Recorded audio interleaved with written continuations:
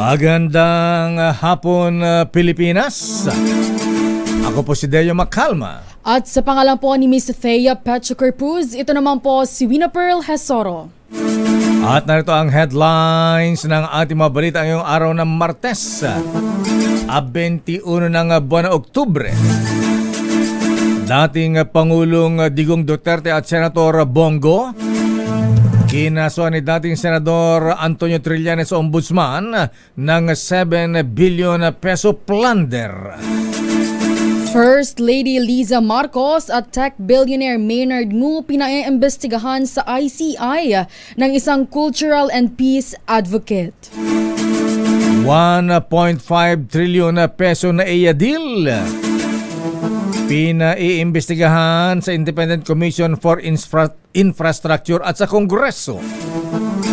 Mga makukulong na sangkot sa korupsyon, walang VIP treatment at wala ring special cell ayon kay DILG Secretary John Vic Remulla. Sino kaya makukulong? At good news, performance-based bonus ng Philippine Navy, Air Force at NICA aprobado na ng Department of Budget and Management. Philippine National Police bumuo ng Special Investigation Task Group sa kasong pamamaril kay Bicol broadcaster Noel Belen Samar. Hirit naman na pagtaas ng pamasahe ng Jeepney Transport Group. Walang katiyakan bago mag-undas ayon sa LTFRB. Bus driver na binugbog ng SUV driver sa Cavite Road Range nagpaareglo habang ang suspect naman hindi paligtas sa anumang kaso ayon sa PNP. Isang RFID pwede na sa lahat ng tollways, North at South Expressway sa paglulunsad ng One RFID All Tollways. Pinangunahan kanina ng Pangulong Marcos. Flu-like illness bahagyang tumaas, DOH inilunsad ang Trangkaso Bye-Bye campaign. Dating France President Nicolas Sarkozy ikinulong na dahil sa pagtanggap ng campaign fund kay dating Libyan leader Muammar Gaddafi. Sana ganun din dito. At ngayon sa detalye ng ating mga balita. Kinasuhan ni dating Senador Antonio Trillanes sa Ombudsman, sina dating Pangulong Rodrigo Duterte at Senator Christopher Bongo. Ayon kay Trillanes, inabuso ng dalawang opisyal ang kanilang kapangyarihan para mahako daw ng proyekto sa infrastruktura na nagkakahalaga ng halos 7 bilyong piso. Ina-award umano ang multi-billion projects sa construction companies na may kaugnayan sa pamilya ni Senator Bongo, kabilang ang CLTG Builders at Alfredo Builders. Batay sa reklamo ni Trillanes sa Ombudsman, nakipagsanib persa ang CLTG Builders at sa Gerard Construction Company na pag-aari ng mga diskaya na ngayon ay iniimbestigahan dahil sa flood control scandal. Naniniwala si Trillanes na nilabag ng dating Pangulong Digong at Senator Go ang Plunder Law, Anti-Graft and Corrupt Practices Act, Code of Conduct and Ethical Standards for Government Officials and Employees. Ganito ang pahayag ng dating Senador Trillanes. So, nagsimula ito nung mayor pa si Duterte hanggang nag-presidente. Kaya alam naman natin na magkadugtungan dito pa ni Bongo at Duterte.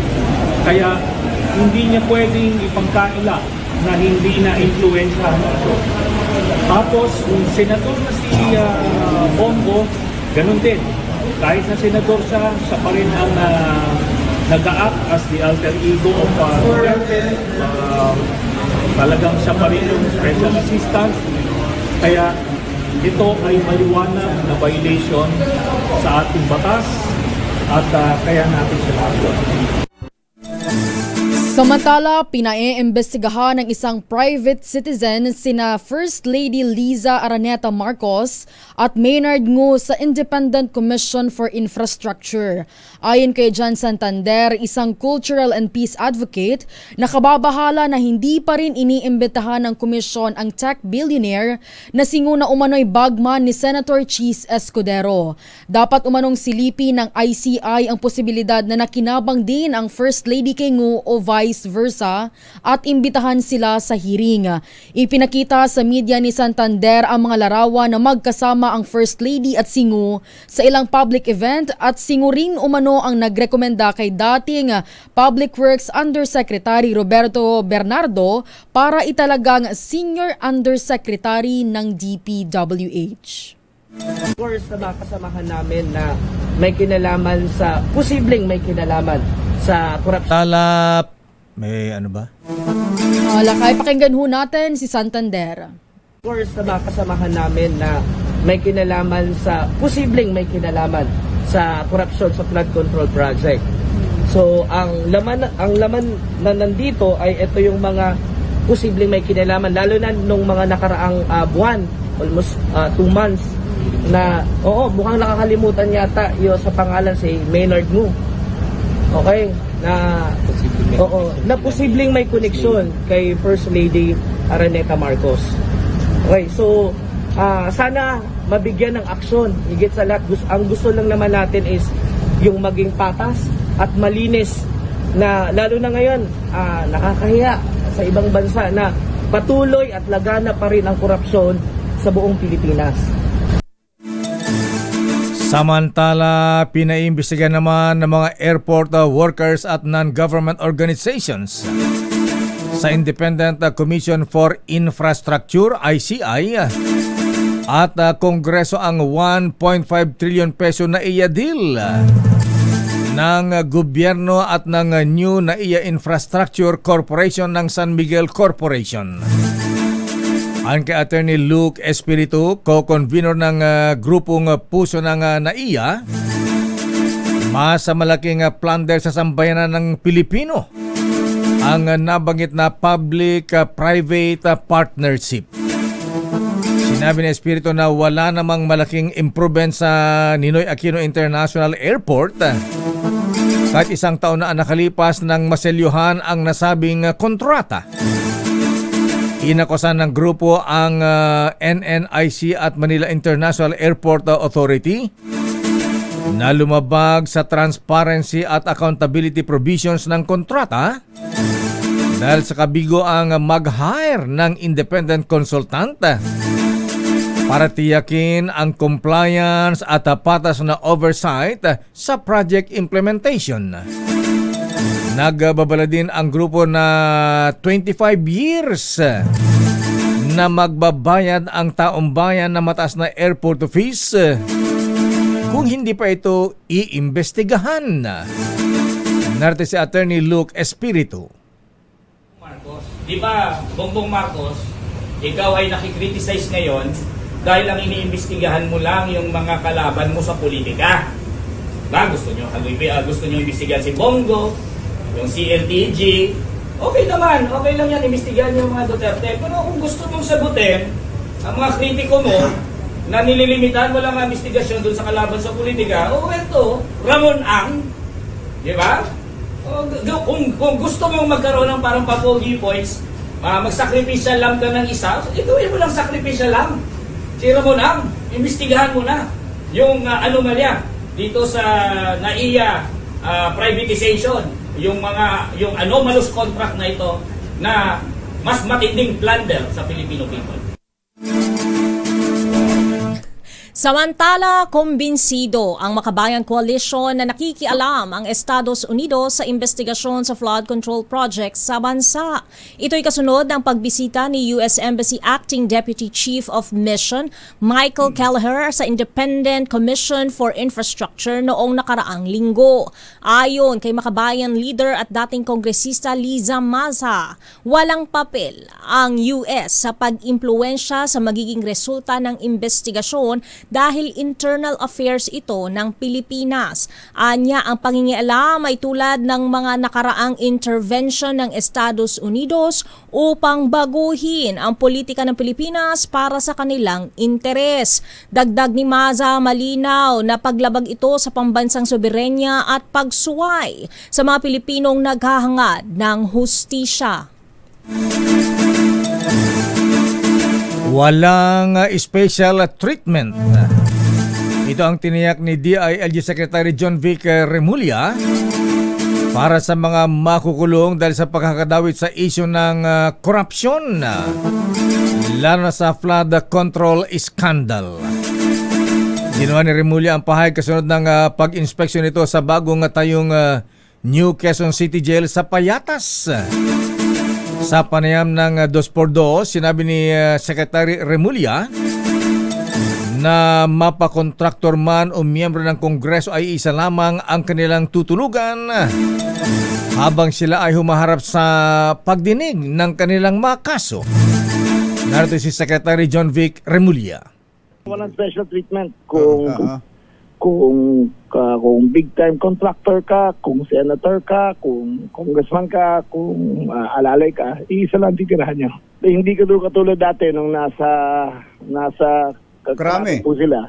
One per room, air conditioned, pwede magsugal ng 3 araw ng tulugan. ang conjugal visit doon, with or without marriage certificate, pwede. So ito, ano talaga, magiging very strict kami and we will adhere to the guidelines ng BAJMP.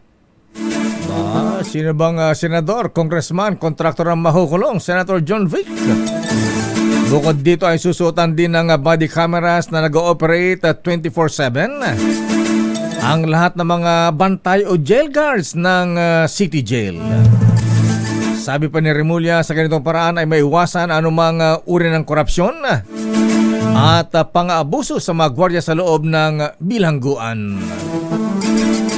Posibleng ipabid muli sa mga bagong kontratista ang 2.4 na bilyong pisong NBI building contract sa Maynila sa unang nai-award sa mga diskaya. Sabi ni NBI Director Jaime Santiago sa DZRH News, ito'y matapos i-revoke na ng Philippine Contractors Accreditation Board ang lisensya ng diskaya-owned construction firms. Hinihintay na lang anya ang magiging direktiba sa kanila ni Public Works Secretary Vince Dizon.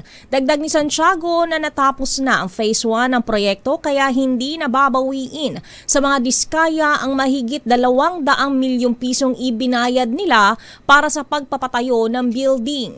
Pinasisilip na lamang ng NBI Director kung tama ang pagbabaon sa mga pundasyon ng gusali pero paglilinaw din ng Direktor na hindi ito indikasyong may anomalya sa naturang proyekto. Una na niyang sinabi na 2 construction firm ng mga diskaya ang nakakuha ng kontrata kabilang ang Waymaker General Contractor OPC. Samantala, ipaubay na ng Malacanang sa Office of the Ombudsman ang pag-aksyon sa panawagan ng grupong Tindig Pilipinas na imbestigahan din si Vice President Inday Sara Duterte Carpio dahil sa paggamit ng confidential funds. Ayon kay Press Undersecretary Claire Castro, nasa kamay na ni Ombudsman Crispin Boying Remulla ang desisyon kung tutugunan ang kahilingan ng nasabing grupo. Nanawagan ng Tindig Pilipinas na busisiin ang ginamit umanong 625 million confidential funds ng Office of the Vice President mula 2022 hanggang 2023. Tugon ito ng Malacanang matapos ipaabot ng grupo sa Ombudsman ang kanilang petisyon na isailalim sa investigasyon ang paggamit ng pondo ng Vice Presidente. Sabi ng Malacanang, hindi na ito mangimasok sa usapin at bahala na ang Ombudsman na gumalaw alinsunod sa kanilang mandato. Samantala, itinanggi ng Malacanang ang kumakalat na balita hinggil sa umunay pagbibitiw ni Finance Secretary Ralph Recto. Sa isang text message sa reporters, nilinaw ni Palace Press Officer Claire Castro na not true ang naturang ulat. Ginawa ni Castro ang pahayag matapos kumalat sa social media ang mga espekulasyong magkakaroon umano ng bagong kalihim ang Department of Finance sa Nobyembre. Itinanggi ni Pangulong Ferdinand Marcos Jr. si Recto o itinalaga ni Pangulong Ferdinand Marcos Jr. si Recto bilang kalihim ng Department of Finance noong Enero 2024. Matatanda ang isa si Recto sa mga nagsumite ng courtesy resignation noong Mayo ngayong taon alinsunod sa direktiba ng Pangulo sa pag-recalibrate ng administrasyon. Gayunman, hindi ito tinanggap ng Pangulo at mismong ipinahayag ang kanyang patuloy na tiwala sa kalihim. Babalikan natin ang pang-detalya ng ating mga balita. Philippine National Police bumuo na isang task group para imbestigahan ang pamaril sa isang broadcaster sa Bicol Region na si Noel Belen Samar.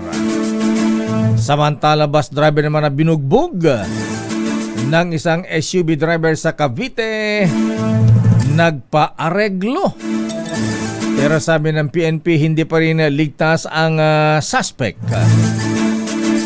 At isang RFID pwede na sa lahat ng tollways. Ang one RFID all tollways ay pinangunahan ng Pangulong Marcos kaninang umaga.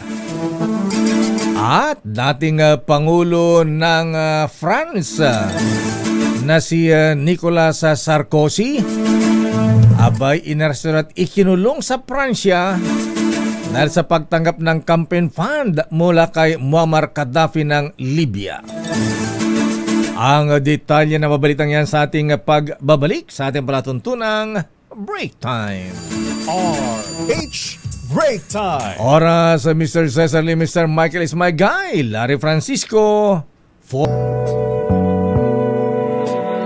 Pero di bale, andito naman ako, di ba? Mas mahal mo ako kaysa sa Christmas card, di ba? Pero meron pa akong isang regalo sa'yo. Ibubulong ko sa'yo. Do you know that I love you very, very much?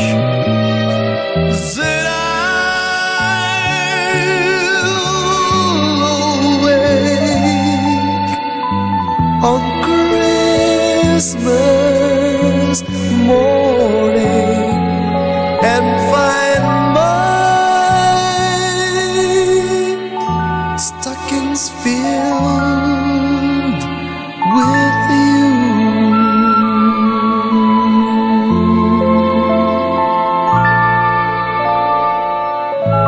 Merry Christmas, Ninang Thea. 60. 60? 5 days na lang. Bilis ng panahon. At speaking of Christmas, mamigay tayo ng aginaldo, ha? At ang bibigyan natin ng aginaldo ay ang maswerteng natawagan ng ating kring-kring panalo promo. Abay, nasa ating linya na. Ang bilis naman, ano? Ha? Hindi ko pa tinatawagan. Meron na kaagad. Ayan, nakaabang talaga, lakay. Nakaabang na, natawagan na. Ayan, kring-kring, take it away, Het.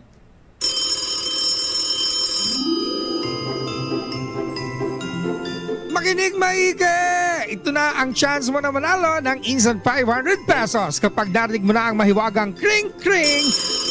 Tignan mo na ang iyong cellphone, baka ikaw na ang susunod naming winner sa Kring Kring Panalo Malacash sa telepono. Paano sumali? Bisitahin ang Facebook page ng DZRH, fill up pa ng Google Sheet na nakapin sa DZRH FB page at hintayin ang aming tawag sa telepono. Kring Kring na!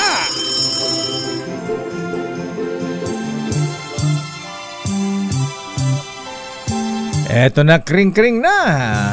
Narito si Kring-kring Gonzales. Ayan. Nasa ating linya si Jennifer Ramos ng Santa Rosa, Laguna. Siya ang natawagan ng ating Kring-kring. Kring-kring Wina Binauhan. Ate Jennifer, magandang hapon po sa inyo. Ganda man ang pangalan po ninyo, Jennifer. Magandang hapon din po. Ayan, kumusta ka ate? Okay lang po. Ayan, okay lang. Mas lalong okay dahil kung masagot mo ang aking tanong, abay magkakaroon ka ng 500 pesos. At ang tanong ko, Ate Jennifer, ayan, merong isang himpilan ng radyo sa Pilipinas na itayo noong July 15, 1939. Ayan. Ito ang kauna-unahan at nangungunang himpilan ng radyo sa buong Pilipinas. Anong istasyon ng radyo yan, Ate Jennifer? DCRA. Ang galing-galing mo talaga, ate. Isa kang genius. Ate Jennifer Ramos, nanalo ka ng 500 pesos. Congratulations, ha? Hintayin mo si Wina at i-email daw yung premium mo, ha? Yan. Jennifer Ramos ng Santa Rosa, Laguna. At bago pa ang ating flash report mula kay Ruel Saldico, bago ang ating mga reports, ito muna ang isa pang magandang balita. Exciting na balita, mga kuyang, mga ateng. Ngayong golden anniversary ng may mega milyonaryo promo na may up to 50 million pesos worth of prizes. Kasama na dyan, mga ateng, ang instant GCash vouchers at maging monthly winner ng brand new car. Buwan-buwan yan. O kaya ay 1 milyong piso. Abay, sabi nga ni Mr. Marvin Chu Lim, simple lang sumali, mga ateng, mga lolo, mga lola, ha? Siyempre, bumili na especially mark Mega Sardines, Mega Mackerel at Jim's Coffee Products. Kunin po yung promo code, huwag kakalimutan sa loob ng lata o sachet. At isend yan sa official Facebook page ng Mega Sardines. At paalala, mga ka-DCRH, ha, itago yung sachet o takip ng lata na may promo code dahil kailangan ito para maklaim ang major prize kung sakaling manalo. Tulad ni Daisy ng Iloilo na nanalo ng Toyota Race at si Nur Usni ng Zamboanga nanalo ng 1 milyon. Ako po si Deo Makalma, nagsasabing sali na sa Mega Milyonaryo Promo. RH Break Time. Samantala, hatawin natin ang mga reports. Unahin natin ang report mula sa Senado.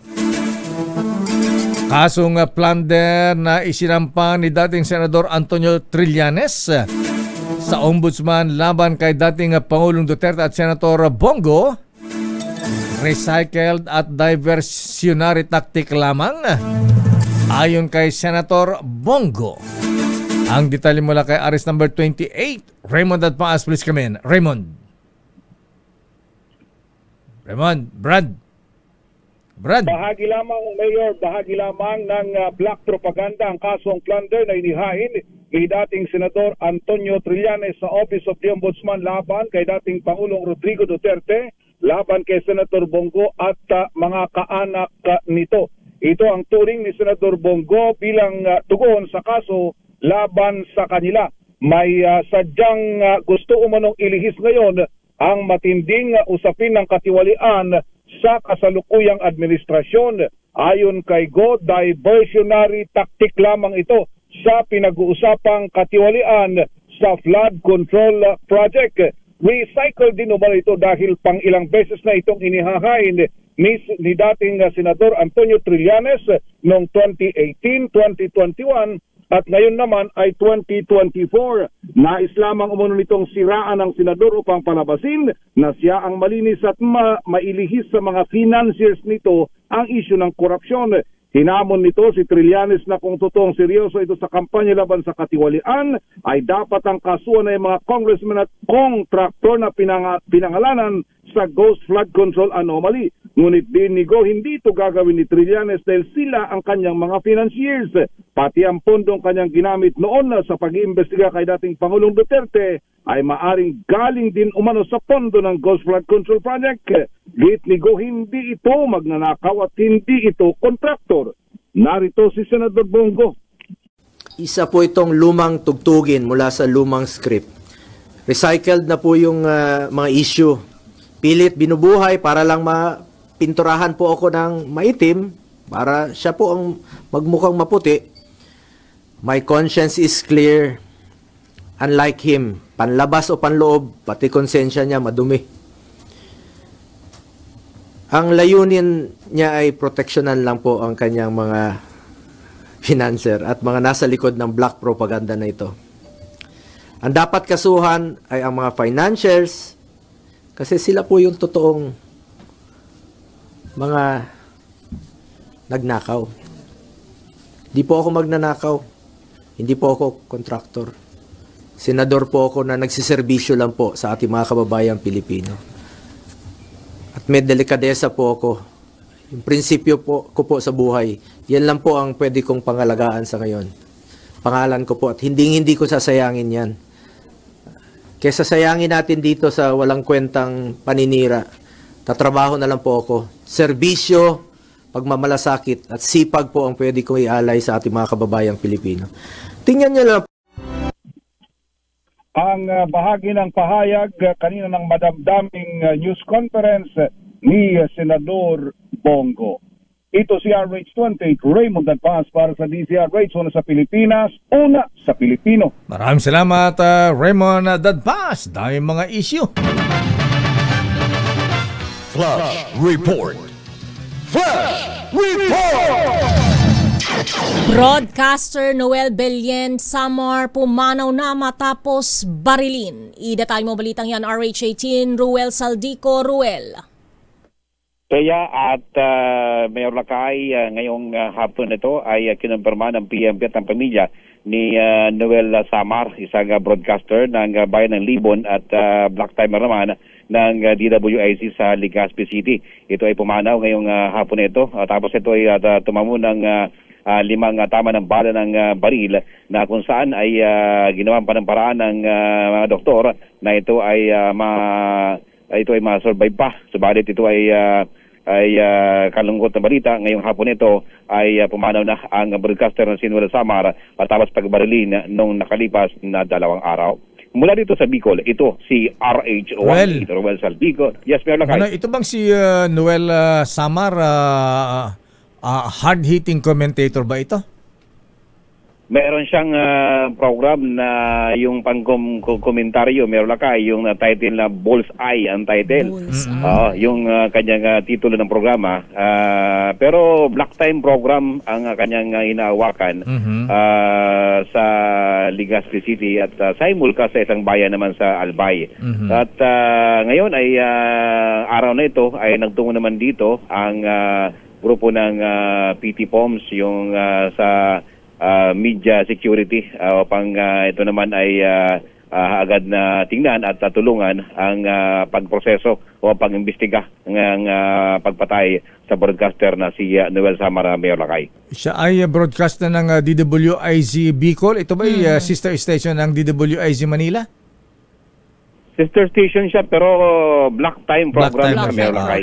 At sino ang mga madalas sa banatan ba nitong si Noel Samar? May mga may mga issues daw na mga talagang pangkomentaryo pero iba-ibang anggulo Mayor Lakay lumalabas. Okay. May report naman na dati daw ito na sa nung panahon daw ay nasa kabilang kumbaga sinasabing mga kaliwang grupo. Yun ang mga impormasyon na mga lumalabas pero tuloy-tuloy lang ang ginagawang investigasyon ng PNP sa panguna ni Police Brigadier General Nestor Babagay na upang malutas ang krimen na panibagong na naman na nangyari dito sa Bicol Region, yung pagpatay sa isang broadcaster dito sa Bicol Region. So yan ang Mayor Lakay, ang ating yes, Mayor Lakay. Diyos mabalos manoy. So mula dito sa Bicol, ito si RH18 Ruel Saldico, una sa Pilipinas, una sa Pilipino.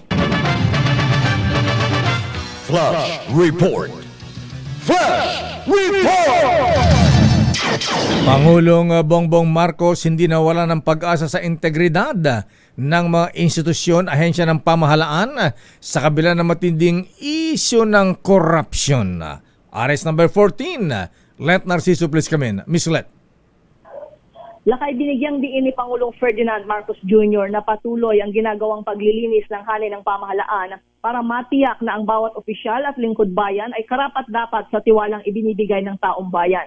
Mensahe ito ng Pangulo sa awarding ng 2025 Outstanding Filipinos ng Metrobank Foundation. Aminado ang Pangulo na hindi madali ang laban sa katiwalian. Pero para sa Presidente, ang kwento ng bawat tapat na guro, sundalo at pulis ay sapat ng dahilan para maniwala pa rin sa kabutihan. Kaya naman inspirasyon niya ang natatanging mga Pilipino, lalo na sa panahong ito na nahaharap ang bansa sa maraming pagsubok na yumanig sa tiwala ng publiko sa pamahalaan. Pakinggan natin si Pangulong Marcos. And so we confer these awards at a time when we also confront a difficult question. One that is not lost on any of us. Mapagkakatiwalaan ba ang pamahalaan? And to that I say, look at these men and women. In their service, you will find your answer. Because of them, we are reminded that hope is never lost, that integrity lives in our institutions, that honor still defines what it means to be a Filipino. Bawat tapat na guro, sundalo at pulis ay isang tagumpay laban sa katiwalian at pangungutya na sumasalot sa ating bansa. Kasama po kayo sa aming inspirasyon upang magsumikap na itama ang mga nagkagawiang mali sa gobyerno. Sa ginanap na seremonya sa Malacanang, kinilala ng Metrobank Foundation ang 3 sundalo, 3 pulis at 4 na guro para sa kanilang natatanging dedikasyon sa serbisyo publiko. Ito si Let Narciso para sa DZRH, una sa Pilipinas, una sa Pilipino.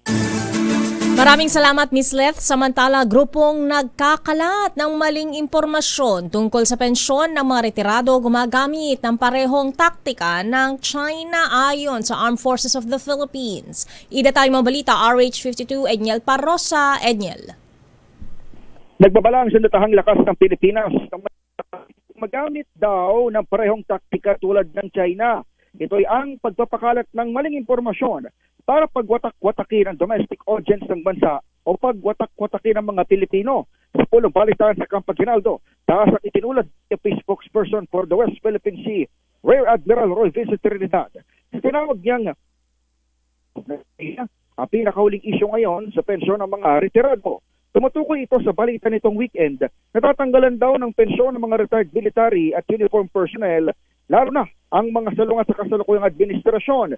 Sabi ni Trinidad, layon lamang nitong galitin ang mga retired upang kumontra sa kasalukuyang liderato ng AFP. Pakinggan natin ang opisyal.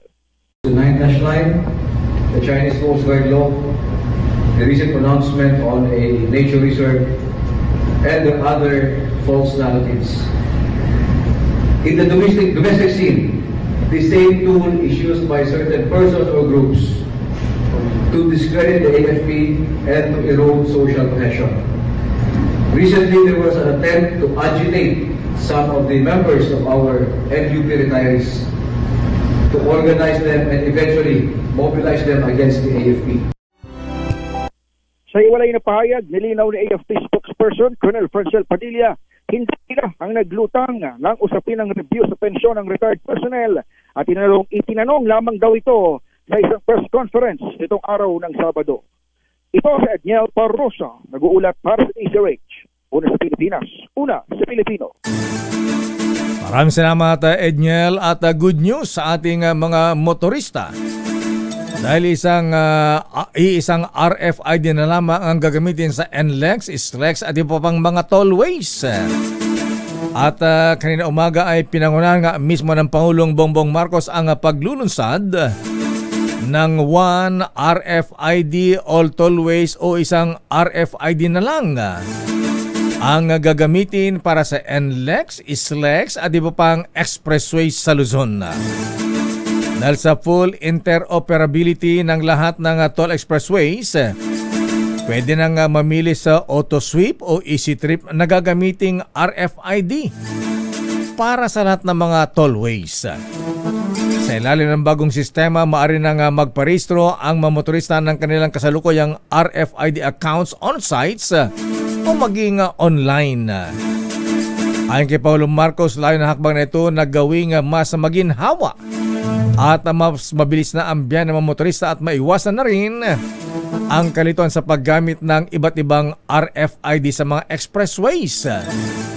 Narito ang Pangulong Marcos. Ang reformang ito sa RFID system ay bahagi ng mas malawak nating layunin na gawing mas moderno, konektado at nakatuon sa pangangailangan ng bawat Pilipino ang ating infrastruktura. Hangad natin ang dire-diretsyong biyahe mula Hilaga hanggang Timog dito sa Luzon. Reduce unnecessary stress, reduce unnecessary delays. Better news, Lakay, dahil maagang pamasko ang naghihintay sa mga miyembro ng Philippine Navy, Philippine Air Force at National Intelligence Coordinating Agency o NICA. Ito ay matapos aprubahan ng Department of Budget and Management ang 783.28 million pesos na pondo para sa 2023 performance-based bonus. Ayon kay DBM Secretary Amena Pangandaman, ng bonus ay pagkilala ni Pangulong Ferdinand Marcos Jr. sa tapang at dedikasyon ng mga men and women in uniform. Tatanggap ng 48.75% ang kanilang ng kanilang basic salary ang mga miyembro ng Navy, habang 52% naman ang makukuha ng mga nasa Air Force at NICA batay sa kanilang sahod noong December 31, 2023. Nauna nang naibigay ang performance-based bonus sa mga miyembro ng Philippine Army at Philippine National Police. Babalikan natin lang pang detalya ng ating mga balita. Naku, yung bus driver na ginulpi na isang SUV driver sa Cavite, nagpaareglo. Magkano kaya? Pero kakasama pa rin siya ng PNP yung driver na nanggulpi. At sa iba yung dagat, nako, ang dating Pangulo ng France na si former President Nicolas Sarkozy, abay makukulong na ngayon. Simula ngayon. Dahil sa pagtanggap ng campaign fund mula kay Libyan leader Muammar Gaddafi. Ang detalye mabalitan yan sa ating pagbabalik. Standby Mili Borja, standby Arnold Herrera. Ba? Oras, Misteya. Ganap ng alas 4:53 ng hapon.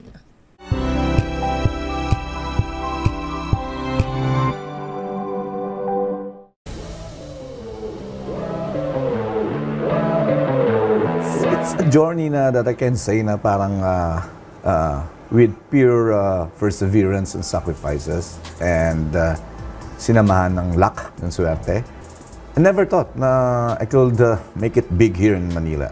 Kasi ang vision talaga nito is to develop and give opportunities, equal opportunities to everyone. Hi, it's MPBL Commissioner Kenneth Durandes. Panorin ang aking exclusive interview sa DZRH TV Match Point. Mabuhay ang atletang Pilipino.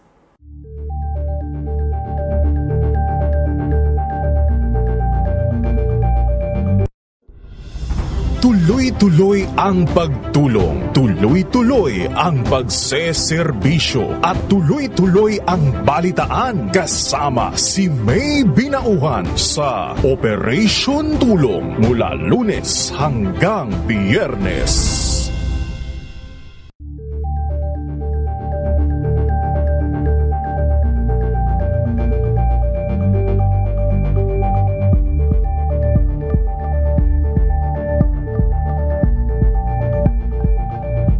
We've got you covered.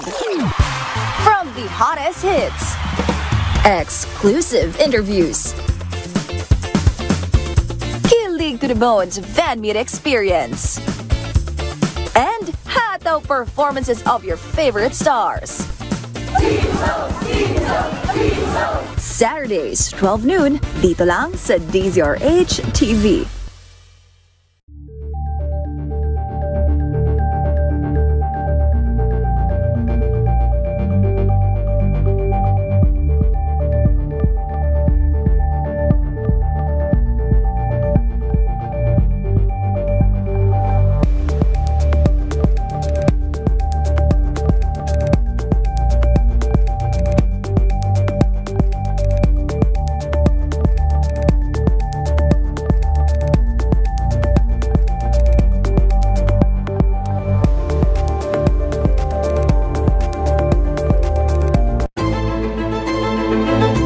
Pakinggan ang bawat panig. When you fight for justice, think about the queer people. Kung hindi kami magkukwento, sino ang magkukwento para sa amin? Ang mga panawagan, ipababatid. Hindi talaga ito masusing pinag-aralan ng gobyerno. The women who are beaten and abused. It's time to listen to their voices. Tunghayan ang iba't ibang boses, mga kwento mula sa iba't ibang anggulo. Dito lang sa Point of View. Mapapanood tuwing linggo, alas 12 ng tanghali sa DZRH TV.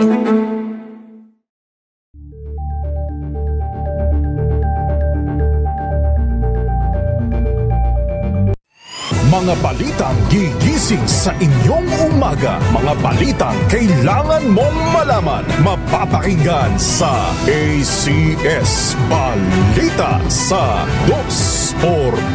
Kasama sina Anthony Taberna at Jerry Baha. Lunes hanggang Biyernes. Pinatawad na ng bus driver na ginulpi ng isang SUV driver sa Silang Cavite na nag-viral pa sa video online. Ayon kay PNP spokesperson General Randolph Tuanyo, nagpaareglo ang bus driver na 52 anyos. Ito ang tinanggap na report ng Campo Crame matapos suspindihin ng LTO ang lisensya ng SUV driver na nanggulpi sa bus driver. Nato si General Tuanyo. Ayon din po sa hepe ng Silang, nasete naman po kinabukasan yung kaso at nag-execute po na affidavit of no interest to file criminal charges yung po driver ng bus. Pero may kasunduan po sila na yung kanyang medical treatment at yung kanyang moral damages amounting to 40,000 po ay babayaran. Kasama rin po yung pag-repair nung nasira doon sa bus, maaabot po ng 18,000. Nabatid din ng Silang Police Station na ang nagmamaneho pala ng Hilux pickup nang mangyari insidente ay ang babae. Babae ang driver. Nakita rin sa viral video. Nagalit naman ang kasama niyang lalaki ng babain sila ng bus driver at pagmumurahin ang nasa manibela kanya ito ginulpi. Sa kabila ng settlement, nakipag-ugnayan pa rin ang Silang PNP sa LTO kung may iba pang posibleng nalabag ang Hilux driver. Samantala, Lakay.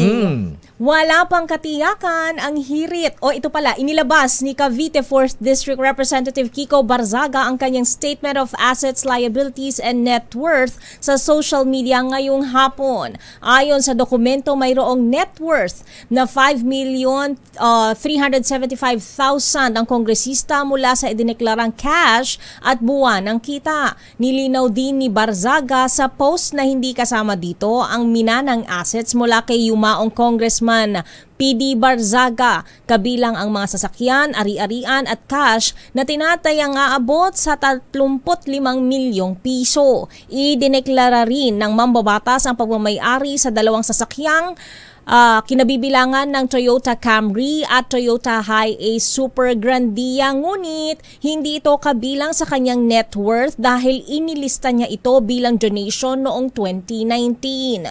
Hindi niya rin idineklara ang real properties kasama na ang kanyang liabilities. Hindi kasama ang kanyang mga meow-meow?